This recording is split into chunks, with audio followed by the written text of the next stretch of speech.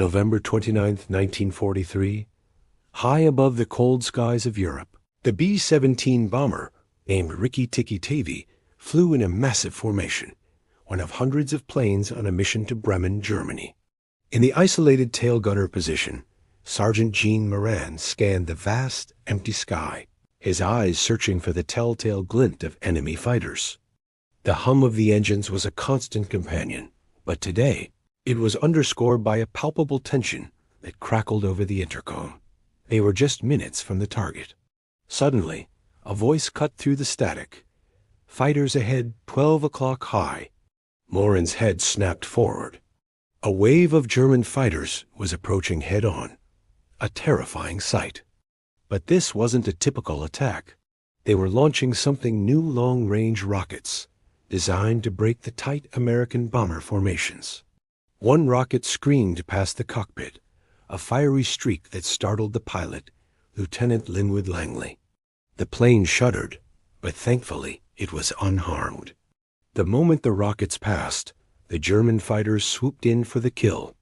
The sky erupted into a symphony of destruction. American gunners opened up, their tracers lacing the air with lines of light. From his rear-facing turret, Gene tracked the swift, dark shapes of the Messerschmitts, calling out their positions to the rest of the crew. Fighter at 6 o'clock low. Bandit breaking left. The air became a chaotic whirlwind of diving planes, defensive fire, and smoke trails. Voices on the intercom confirmed hits on enemy aircraft, and some of the attackers peeled away, trailing smoke. But there was no time to celebrate. A new threat emerged directly ahead. Dark, angry puffs of smoke began to blossom in the sky. Flak 11 o'clock low. The anti-aircraft fire from the ground was thick and menacing.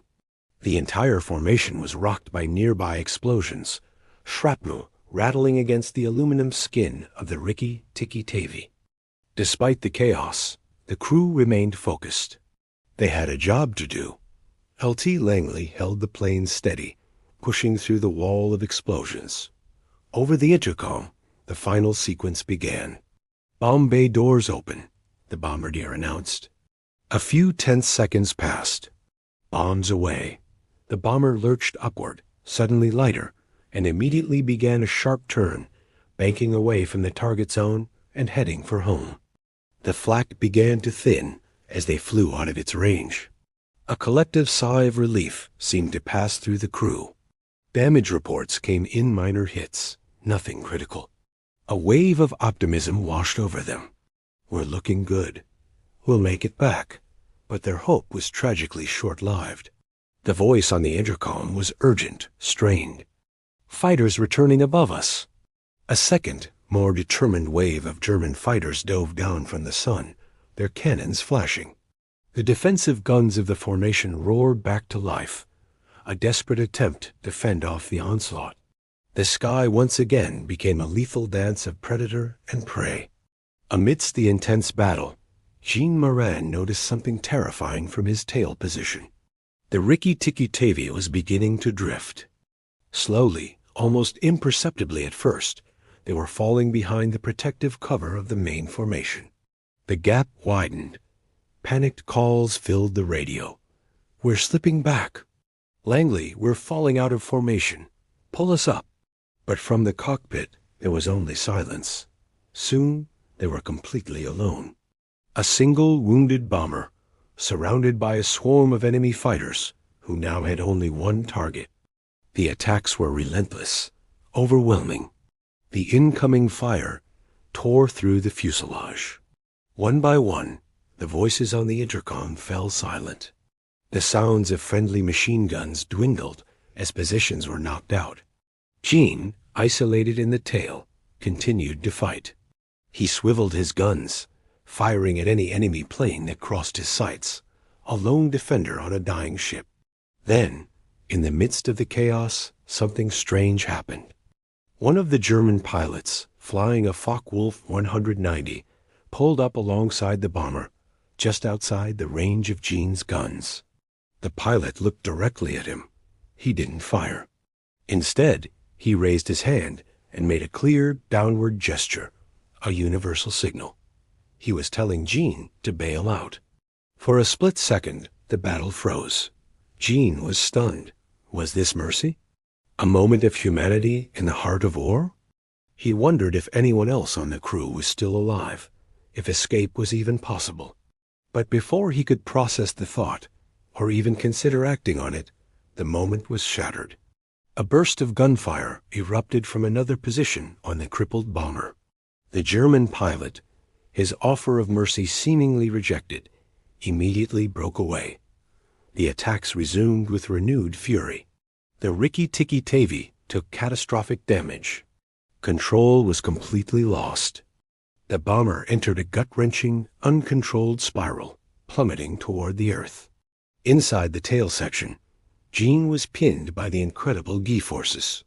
The aircraft's structure groaned under the strain, then began to fail. With a terrifying screech of tearing metal, the entire tail section ripped away from the main body of the bomber. Eugene Moran was now free-falling inside his own gun turret. He clung on for dear life as the severed tail tumbled violently through the sky.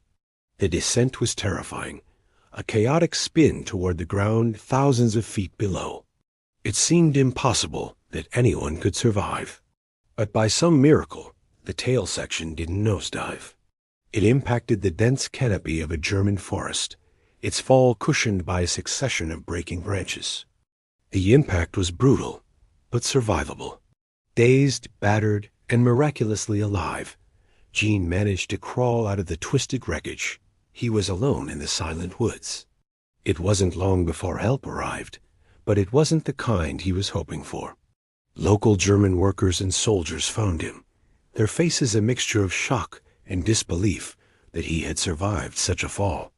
He was taken into custody and transported to a nearby camp. A German doctor treated his injuries, stabilizing him. The physical and emotional toll was immense, but Gene was a survivor. He was eventually moved to a prisoner of war facility. There, amongst other captured airmen, he slowly began to regain his strength, clinging to the hope that the war would soon end. When the war finally did conclude, Gene was liberated. In an emotional reunion, he was reunited with Jesse Orison, the navigator of the Rikki Tikki Tavi. Jesse had also managed to bail out of the doomed plane and survive. They were the only two. Years later, Eugene Moran's incredible story of survival, a testament to resilience against impossible odds, was chronicled in the book Tailspin, ensuring that the memory of the Rikki Tikki Tavi and its brave crew would never be forgotten. Thanks for watching. If you found this story as incredible as I did, please give this video a thumbs up and subscribe for more true stories of courage and survival. We'll see you in the next one.